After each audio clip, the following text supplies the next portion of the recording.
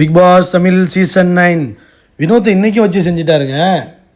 ஏன்டா தப்பு பண்ணவங்கலாம் விட்டுட்டு ஏன்டா வினோத்தையே அடிக்கிறீங்க போட்டு? விஜய் சேதுபதி உங்களுக்கு என்னங்க ஆச்சு? சாண்ட்ரா போட்டு அடிப்பார்னு பார்த்தா சாண்ட்ரா பேம்பரிங் பண்ணுறாரு.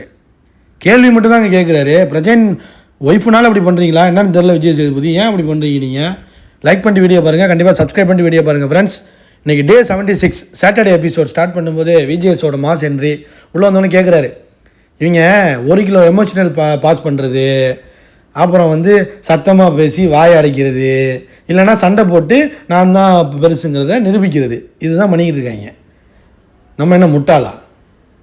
விளக்கம் வேணும்ல நமக்கு. இன்னும் முட்டாவா சப்ஸ்கிரைப் பண்ணிட்டு பார்த்துக்கிட்டு இருக்கோம் முட்டா பசங்க மாதிரி. ஸோ விளக்கத்தை கேட்டுருவோம் இன்றைக்கி அப்படின்ட்டு போகிறாரு. விளக்கத்தை கேட்குறதுக்கு முன்னாடி ஃப்ரைடே எபிசோடை கொஞ்சம் பார்த்துட்டு வந்துடுவோமா? இவங்க என்னென்ன பண்ணி வச்சுருக்காங்க பார்த்தீங்களா, போய் பாருங்கள் அப்படிங்கிறாங்க. ஃப்ரைடே எபிசோடு ஸ்டார்ட் பண்ணும்போதே சர்ஃப் எக்ஸல் விளம்பரத்தை போடுறாங்க. அதுக்கு ஒரு அட்வர்டைஸ்மெண்ட்டு, சர்ஃப் எக்ஸல் மேட் அப்படின்ட்டு. ஸோ அது முடிஞ்சோடனே இந்த மேக்கப் பிரச்சனைங்க. உள்ளே போய் ஏதோ இந்த எபிட்டோமை வச்சு ஏதோ ஒன்று சரிச்சிக்கிட்டு இருந்திருக்கும் போல் அதிரி. இதுக்கு போய் வினோத் ஏதோ கேட்டிருக்காரு, என்ன எங்களை மாதிரி என்ன முடி நிறையா கொட்ட போகுதுன்னு சொல்லியிருக்காரு. அது துண்டு போட்டு தான் பண்ணியிருக்கு. இவரை போய் சும்மாவே இதண்டாவதான் பேசியிருக்காரு. ஸோ இவர் புரியல அவ்வளோவா, இவளுக்கு அந்தளவுக்குலாம் நாலேஜ் கிடையாது வினோத்துக்கு. ஸோ அவர் கேட்குறாரு, அது புரிஞ்சுக்கிட்டு தப்பாக புரிஞ்சுக்கிட்டு பண்ணிட்டாரு. உடனே எல்லாரும் வினோத்துக்கு சப்போர்ட் பண்ணிட்டாங்க. ஸோ ஆதிரை ஒரு மாதிரி கடுப்பாகி அழுதுருச்சு. ஆமாம், நான் கத்துனே இருக்கட்டும் அப்படிங்கிற மாதிரி ஆதிரை சொல்லிட்டு போயிருங்க, யாரும் பேசாதீங்க அப்படின்னுருச்சு. அடுத்து சாண்ட்ரா வெளில போய் படுத்துக்கிட்டு ஆக்ஷனை போட்டுக்கிட்டு இருக்குங்க, நடிச்சுக்கிட்டு கிடக்கு. நீங்கள் பெட்டி வந்திருக்கு பேக் பண்ணுறதுக்கு துணியெல்லாம், அவன் டிஸ்டர்பன்ஸாக இருக்கான். உடனே வெளில போய் படுத்துக்கிட்டு ஒரு ட்ராமா பண்ணி வெளில ஒர்க் அவுட் ஆகும் நினச்சிக்கிட்டு இருக்கு. அதெல்லாம் நடக்காதுமா சாண்ட்ரா. காலையிலேயே பொட்டி வந்தது வினோத்து, ஏன் எடுத்து வைக்கல? எப்படி இவங்க ஆர்டர் கொடுக்குறாங்க, மதியம் தான் பொட்டியே வருது. சாண்ட்ரா வெளில போய் படுத்துக்கிட்டு என்னென்ன கூத்தடிக்குதுங்கிறத மக்கள் பார்த்துட்டு தானே இருக்கோம். என்ன வேலையும் வெளியில் அனுப்பிடுங்க, அதுதானே பிளான் பண்ணுறீங்களான்னு டார்கெட் பண்ணி திரும்பவும் டார்கெட் தான். வினோத் சொல்கிறாரு, யாரும் சிரிக்கக்கூடாதா என்னம்மா, யாருமே அவங்கவுங்க அவங்களோட வேலையை செய்யக்கூடாதா என்னம்மா, நீங்கள் எல்லாத்துக்குமே எதுக்காக இருந்தாலும் டென்ஷன் ஆகிட்டு இருக்கீங்க, புரியல எனக்கு. இது நம்ம வீடு இல்லைம்மா, அவங்களாம் கண்டஸ்டன்ஸு கேம் ஆட வந்திருக்காங்க, நம்ம தான் அட்ஜஸ்ட் பண்ணிக்கணும் அப்படிங்கிறாரு. கேட்கவே மாட்டுது. உங்களுக்கு என்ன பிரச்சனை? முடியாது, போக முடியாது, உள்ளே படுக்க முடியாது. பிக் பாஸ் சொல்லிட்டாரு, குளிர்காலம் உள்ளே வெளியில் படுக்கக்கூடாது. வெளில எதாவது பிரச்சனைனா பாம்பு கேம்பு கடிச்சு விட்டுச்சுன்னா, இல்லைனா ஏதாச்சும் பண்ணி யாராச்சும் எதாவது பண்ணிச்சுன்னா ஒன்றும் பண்ண முடியாது. குளிர்காலத்தில் ஏதாச்சும் ஆச்சுன்னா என்ன பண்ணுறதுன்ட்டு அவங்க ரூல்ஸ் படி படுக்கக்கூடாது. அதை புரிஞ்சிக்காமல் உட்காந்துக்கிட்டு பண்ணிகிட்டு இருந்தால் எப்படி? சைக்கோ மாதிரி ஆகுதுங்க, அது சைக்கோ மாதிரி பண்ணிகிட்டு இருக்கு. கேவலமாக இருக்குது பண்ணுறது, ரொம்ப அநியாயமாக இருக்குது அப்படின்னு சொல்லுது கனி. லூஸு மாதிரி பண்ணுதுங்க சாண்ட்ரா. ஐயா எப்படியா வாழ்கிற நீ பிரச்சனை? ரொம்ப அநியாயமாக இருக்குன்னு இவன் கமுருதனை ஆரம்பிச்சிட்டான். எல்லோரும் உங்கள்கிட்ட பேசுகிறதுக்காக இது நடக்கிற மாதிரி எனக்கு தோணுது அப்படிங்கிற வினோத் கேட்குறாரு. இப்போ திவ்யா ஒன்று சாண்ட்ராவுக்கு சப்போர்ட் பண்ணிட்டு வர்றாங்களாம். எப்படி? வினோத் சொல்லிட்டாரு, பாரு அதே பேசிக்கிட்டு இருப்பா, திவ்யாவே பேசிக்கிட்டு இருப்பா, என்னை பேசவே விட மாட்டா பாருங்கள். இப்போ திவ்யா என்னை பேச விட மாட்டாங்க, வாய்ப்பு இல்லை. நீங்கள் அசிங்கமாக இப்படி திட்டினீங்க, அதை தான் நான் சொல்கிறேன். நீ திட்டினம்மா திவ்யா, நீ திட்டின என்ன? உடனே சாண்ட்ரா ஒன்று உட்காந்து அழுதுகிட்டு ஒப்பாரிச்சுக்கிட்டு, கடைசியில் திவ்யாவுக்கும் சாண்ட்ராவுக்கும் ஒரு கிளாஷ் இருக்குல்ல, அதை மறந்துட்டாங்க. இப்போ வினோத்துக்கும் திவ்யாவுக்கும் கிளாஷ் ஆயிடுச்சு. அப்புறமா எல்லோரும் தூண பிறகு தனியாக லேட்டராக எல்லாத்தையும் எடுத்துகிட்டு, குளிர் அதிகமாகிடுச்சு போல், மார்கழி மாதம் குளிர், எல்லாத்தையும் எடுத்துகிட்டு உள்ளே படுத்துருச்சு திரும்ப. அப்புறம் விஜிஎஸ் வந்தோடனே சரி சாண்ட்ராவிலேருந்து ஆரம்பிச்சிருவோமா அப்படின்ட்டு சாண்ட்ராட்ட போகிறாரு. சாண்ட்ரா என்னம்மா ஆச்சு? தனியாகவே இருக்கீங்க, அழுதுகிட்டே இருக்கீங்க, என்ன தான் ஆச்சு உனக்கு? சாண்ட்ரா சொல்லுது, தூக்கம் வரல சார், வீக் ஆச்சு, உடம்பே வீக் ஆகிடுச்சு, ப்ரெசென்ட் போனதுலேருந்து ஒரு மாதிரி ஆச்சு. ஆமாம் ஆகும் தான், அதுக்கு என்ன பண்ணுறது, கேம் இது. ஆனால் கமுருவை டார்கெட் பண்ணிகிட்டே இருக்காருங்க இந்த விஜயஸ், ஏதாச்சும் அசிங்கப்படுத்திக்கிட்டே தான் இருக்கார். அப்புறம் தூக்கத்தை கெடுக்க இவங்க இன்டென்ஷனாக பண்ணுறாங்கன்னு சொன்னீங்களே, என்ன பண்ணாங்க? இல்லை சார் அவங்க கத்திக்கிட்டு இருந்தாங்க சார், நாங்கள் வெளில காலில் விழுந்துச்சு சார். கமரு நீங்கள் அங்கே இல்லையா, நீங்கள் எங்கே இருந்தீங்க, நீங்கள் எங்கே இருந்திருப்பீங்க எங்களுக்கு தெரியும் அப்படின்னு ஆடியன்ஸ்லாம் சிரிக்கிறாங்க. பார்வையும் கமருதையும் க்ளோஸ்அப்பில் காட்டி பரிதாபங்க, அவங்க லவ் தாண்டா பண்ணாங்க, அவங்கள ஏன்டா அப்படி போட்டு பண்ணுறீங்க அப்படி மாதிரி தான் இருந்துச்சு. நான் சோஃபாவில் இருந்தேன் சார் அப்படிங்கிறாங்க கமரு. நான் பேக் பண்ணிட்டேன் சார், நான் மதியமே பேக் பண்ணிட்டேன். நீ பேக் பண்ணிட்டமா, மற்றவங்களாம் பேக் பண்ண வேண்டாமா? நீ யார் முடிவு பண்ணுறதுக்கு, நீ ஏன் சொல்கிற? புரியல எனக்கு. வினோத் உங்களுக்கு புரியுதா இல்லையாங்க அப்படின்னு. இல்லை சார் நான் சொல்லிட்டேன் சார், கேட்க மாட்றாங்க சார், அவங்க இஷ்டத்துக்கு பண்ணுறாங்க, நான் என்ன சார் பண்ணுறது? வீக் டேஸில் உட்காந்துக்கிட்டு என்னமோ பேசிக்கிட்டு இருந்தீங்களே, அதாவது விஜேஸ் வந்து வீக்கெண்ட்ஸில் பேச விட மாட்டாரு, அது பண்ண மாட்டாரு, இது பண்ண மாட்டாருன்னு ஏன் பேசிக்கிட்டு இருந்தீங்க?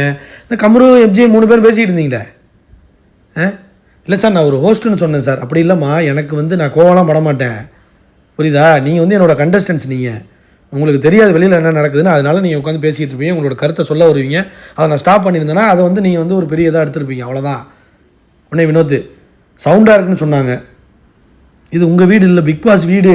சேண்ட்ரா ட்ராமா பண்ணாதீங்க. ஏன் அப்படி? உடனே பார்வ ரியாக்ஷன்ஸ் பண்ணுது, ஏன்னா கேவலமாக பண்ணிகிட்டு இருக்கேன் அப்படின்ட்டு. விஜய் உடனே சொல்கிறார், யார் முடிவு பண்ணுறது அவங்க எப்போ பேக் பண்ணணும்னு? யார் முடிவு பண்ணுறது? வெளியில் போய் படுக்கக்கூடாதுங்கிறது பிக் பாஸ் ரூல்ஸ். அதை போய் பண்ணிகிட்டு இருக்கீங்க. அவங்கள்ட்ட வந்து சாரி கேட்குறாங்க, நீங்கள் ஏன் வந்து ப்ராப்ளம் பண்ணுறீங்க? நீங்கள் மன்னிச்சிடணும்னு நினச்சிங்கன்னா எதுக்கு நீங்கள் ப்ராப்ளம் பண்ணியிருக்க வாய்ப்பே இல்லையே. உடனே பார்வ ரியாக்ஷன்ஸுக்கு கிளாப்ஸ் அடிக்கிறாங்க எல்லோரும். நீங்கள் எப்போ பேக் பண்ணணும்னு சொல்கிறீங்க சேண்ட்ரா? அவங்கள நீங்கள் வந்து ஆர்டர் போடுறீங்க. கமலு சொல்கிறான், இவங்க கடந்து வந்த பாதையை மட்டும் நாங்கள் லேட் நைட்டில் உட்காந்து கேட்டுக்கிட்டு இருந்தோம் சார். இவங்களுக்காக நாங்களாம் அட்ஜஸ்ட் பண்ணிகிட்டு இருந்தோம். ஆனால் அவங்க வந்து எங்களுக்கு அட்ஜஸ்ட் பண்ண மாட்டாங்க சார். ஸ்கூல் மாதிரி இருக்குது சார், ஒரு கண்ட்ரோல் பண்ணிகிட்டு இருக்காங்க. யாரும் எங்களை கண்ட்ரோல் பண்ணுற மாதிரி இருக்குது, ஃப்ரீடமே இல்லை. நைட்டு பேசலான்னு அவங்க தான் சார் சூஸ் பண்ணாங்கன்னு சபரி வேறு சொல்கிறான், கடந்து வந்த பாதையை. உடனே இது சொல்லுது, ஆமாம் சார் அவங்க நைட்டு தான் சார் ஆக்டிவாக இருப்பாங்க. ஓ, அப்போ வந்து நீங்கள் அவங்க ஆக்டிவாக இருப்பாங்கிறது உங்களுக்கு தெரியுது. அப்போ அவங்க ஆக்டிவாக இருக்கிறது தெரிஞ்சுக்கிட்டு நைட்டில் அவங்கள யூஸ் பண்ணிக்கிட்டீங்க உங்களுக்காக. ஆனால் அவங்களுக்காக நீங்கள் அட்ஜஸ்ட் பண்ணிக்க மாட்டீங்க. பதில் சொல்லுங்கள் சேண்ட்ரா. நீங்கள் தனியாக சட்டம் போடுறீங்க, எப்படிமா அது? அமைதியாக உட்காந்து கிச்சன் க்ளீன் பண்ணுறதையும் நீங்கள் வந்து உங்களை கஷ்டப்படுத்தாமல் ஒரு ஷோவை அவங்க நடத்திட்டு போகிறதையும் நாங்கள் ஏன் சப்ஸ்கிரைப் பண்ணிட்டு உட்காந்து பார்க்கணும்? இது உங்கள் வீடு இல்லை, இது உங்கள் கெஸ்ட் இல்லை. நீங்கள் சமைச்சு போடுறதுக்கும் உட்காந்து சிரித்து பேசிக்கிட்டு இருக்கிறதுக்கும் வாரம் முழுக்க அழுதுகிட்டே இருந்தீங்க. அழுதுகிட்டே இருந்தால் எப்படி பார்க்க முடியும்? எப்படி ரசிக்க முடியும்? எப்படி வேடிக்கை பார்க்க முடியும்? ஒன்றுமே புரியலம்மா. நீங்கள் ஒன்றுமே புரியாமல் நான் பிரேக் விட்டு போகிறேன், யோசிச்சுக்கிட்டு உட்காந்துக்க அப்படின்ட்டு போயிட்டார். கமரு ஒன்றே வந்து அங்கிட்ட சொல்லிட்டு இருக்கான், உங்களுக்கு வந்தால் ரத்தம், எங்களுக்கு வந்தால் தக்காளி சட்னியா அப்படின்னு பேசிகிட்டு இருக்கான். அடுத்து வினோத் கேப்டன்சியை பற்றி பேசுகிறாங்க.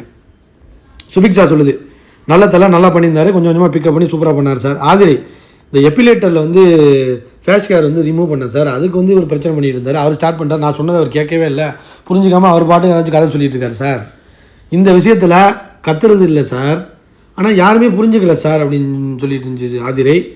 கனியை வந்து கேட்குறாங்க, ஏம்மா கூட இருந்தவங்களுக்குமா புரியல, இன்னுமா புரியல?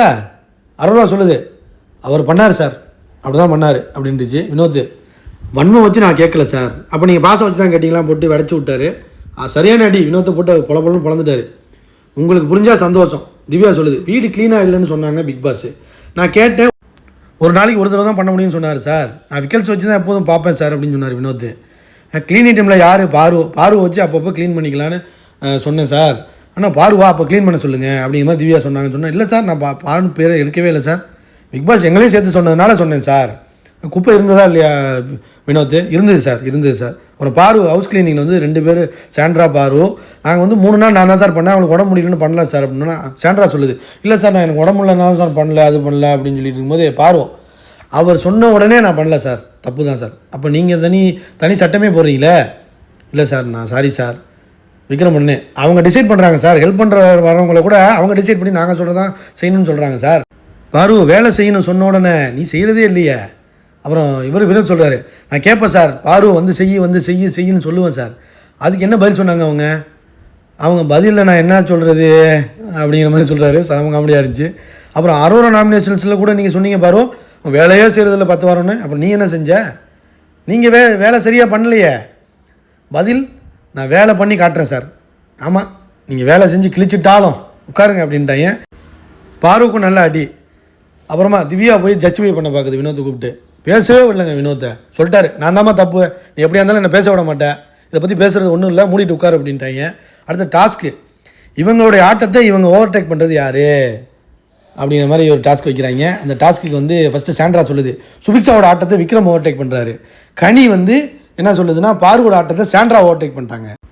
கமுரு என்ன சொல்கிறான்னா, ஹவுஸ்மேட்ஸ் எல்லாரோடைய ஆட்டத்தையும் திவ்யா ஓவர்டேக் பண்ணிட்டாங்கன்னு கிளாப்ஸ்லாம் கொடுத்துட்டாங்க. இதெல்லாம் சொல்லவே கூடாது ஆக்சுவலாக. சபரி வந்து பார்வோட ஆட்டத்தை கமுரு ஓவர்டேக் பண்ணிட்டான். விக்ரம் சுபிக்ஷாவோட ஆட்டத்தை அரோரா சாண்ட்ராவோட ஆட்டத்தை திவ்யா ஓவர்டேக் பண்ணிட்டாங்க. பாரு கனியை வந்து சாண்ட்ரா ஓவர்டேக் பண்ணிட்டாங்க. சாண்ட்ராவை திவ்யா ஓவர்டேக் பண்ணிட்டாங்க. ஆதிரையை அரோரா ஓவர்டேக் பண்ணிட்டாங்க. இன்னொரு ஆள் இருக்குது, எஃப்ஜேவை விக்ரம் ஓவர்டேக் பண்ணிட்டாரு. வேறு லெவலில் பண்ணிச்சு பாரு. அடுத்து ஆதிரை, அமித் கமுரு வினோத்தோட ஆட்டத்தை பாரு ஓவர்டேக் பண்ணுறாங்க. அப்புறம் சுபிக்ஷாவோட ஆட்டத்தை கனியும் விக்ரமும் ஓவர்டேக் பண்ணுறாங்க. வினோத் சாண்ட்ராவோட ஆட்டத்தை திவ்யா ஓவர்டேக் பண்ணிட்டாங்க, பண்ணி முடிச்சுட்டாங்க. எதனால் அப்படி சொல்கிறீங்க? ஆமாம், தலைவலின்னு நாடகம்லாம் போட்டு ஜெயிலுக்கு போகிறது இதெல்லாம் பற்றி இது பண்ணும்போது தான் உடனே இது யார் உங்கள்கிட்ட சொன்னது? விக்ரம் தான் சொன்னார். என்ன சொன்னார்? எனக்கு தலைவலிலாம் ஒன்றும் இல்லை, கனி போகாமல் இருந்ததுனால தான் நானும் ஜெயிலுக்கு போகாமல் இருந்தேன் அப்படிங்கிற மாதிரி சொன்னாங்க சார். உடனே சாண்ட்ராட்ட கேட்டால் சாண்ட்ரா போட்டு மலுப்புன்னு மலுப்புது. என்னம்மா நீ சொல்லுங்கிற? இல்லை சார் ஞாபகம் இல்லை. என்னம்மா நீ உட்காருங்கடா அப்படின்னு உடனே எப்ஜே அவர் ரிதம்லேயே இருப்பார். எப்ஜே சொல்லுங்கள், கமரோட ஆட்டத்தை வந்து பாரு ஓவர்டேக் பண்ணுது. கமரு உடனே சொல்கிறான், இப்படிலாம் இல்லை சார், நான் கரெக்டாக தான் இருக்கேன், ஆனால் இது நடக்குதுன்னு நினைக்கிறீங்களா? இப்போ எப்ஜே சொல்கிறது, ஆமாம் சார் நடக்குது சார், பாரு வந்து சம்டைம்ஸ் பண்ணுறாங்க சார், என்ன பண்ணுறாங்க அப்படிங்கிற மாதிரி சொல்லிட்டாங்க. அப்புறம் எப்ஜே திரும்பவும் சொல்கிறான், சுபிக்ஷாவோட ஆட்டத்தை வந்து விக்ரம் ஓவர்டேக் பண்ணுறாரு. விக்ரம் என்னென்னா பிக் பாஸோட ரூல்ஸை நான் மட்டும் தான் மதிக்கிறேன், மற்ற யாரும் மதிக்கிறது இல்லாதங்கிற மாதிரி ஒரு கேம் ஆடுறாங்கிற மாதிரி போட்டு முடிச்சு விட்டான். சுபிக்ஷா சொல்லுது சாண்ட்ராவோட ஆட்டத்தை திவ்யா ஓவர்டேக் பண்ணிட்டாங்க. திவ்யா சொல்லுது கமரோட ஆட்டத்தை பாரு ஓவர்டேக் பண்ணிட்டாங்க. திரும்ப அமித்தோட ஆட்டத்தையும் பாரு ஓவர்டேக் பண்ணிட்டாங்க. நாட்கள் குறைவாக இருக்குது கமரு ப்ளீஸ் அப்படின்னு கொளுத்தி போட்டு விட்டு போயிட்டாரு. கடுப்பாயிருச்சு பாரு, ஆகா பிரச்சனை ஆயிடுச்சுன்ட்டு. அப்புறம் திரும்ப திவ்யாவும் சாண்ட்ராவும் போய் பேச ஆரம்பிச்சிட்டாங்க. திரும்ப விக்ரம் உட்காந்து அழுதுகிட்டு இருக்காங்க, நான் அந்த மாதிரிலாம் இல்லை, சுபிக்ஷா கேம் நான் எங்கே கெடுக்கிறேன் அப்படிங்கிற மாதிரி உட்காந்து அழுதுகிட்டு இருக்காங்க. உடனே சுபிக்ஷா வந்து நான் சொன்னேண்ணா, நான் வந்து நீ எங்கேயுமே கெடுக்கிறேன்னு சொன்னேண்ணா அப்படின்ட்டு சுபிக்ஷாவும் அழுகுது. என்னடா நடக்குது இங்கே? அப்புறம் கமரும் பாரும் பேசிகிட்டு இருக்காங்க. அவ்வளோதான் பண்ண முடியும், நான் ஓவர்டேக் பண்ணுறேன்னு சொல்கிறேன். எனக்கு தெரியாதுப்பா, நீ ஓவர்டேக் பண்ணுறேன் நான் ஓவர்டேக் பண்ணுறேன்னா எனக்கு தோன்றதை நான் சொல்கிறேன். நீ என்ன சொன்னேன், கேமாக பார்ப்போம், மற்றதெல்லாம் வெளில போய் பார்த்துக்கணும் நீ தானே சொன்னேன், அதனால தான்மா சொன்னேன் அப்படிங்கிற மாதிரி கமரு சொல்லிட்டான். இப்போ பலூனை வந்து உடைக்கும் போது நீ என் பலூன் உடைக்க மாட்டியா? ஸோ அது கேம் தானே, நீ உடைக்கணும் தானே நினச்ச, அதுக்கும் நீ ஃபீல் பண்ணிக்கிட்டு ஐயோ கேம் ஆடணும், உனக்காக நான் ஃபேவர் பண்ணணும்லாம் பண்ண முடியாது அப்படிங்கிற மாதிரி கேமாக ஆடுவான் அப்படின்னு இவர் வேறு விஜய் வேறு கொளுத்தி போட்டு போயிட்டார்ல. ஸோ அது பற்றிக்கிட்டு தெரியுது. லைக் பண்ணிட்டு வீடியோ பாருங்கள். இதோட எபிசோட் முடிஞ்சிருச்சு. சப்ஸ்கிரைப் பண்ணுங்கள், கண்டிப்பாக கமெண்ட் பண்ணுங்கள் ஃப்ரெண்ட்ஸ்.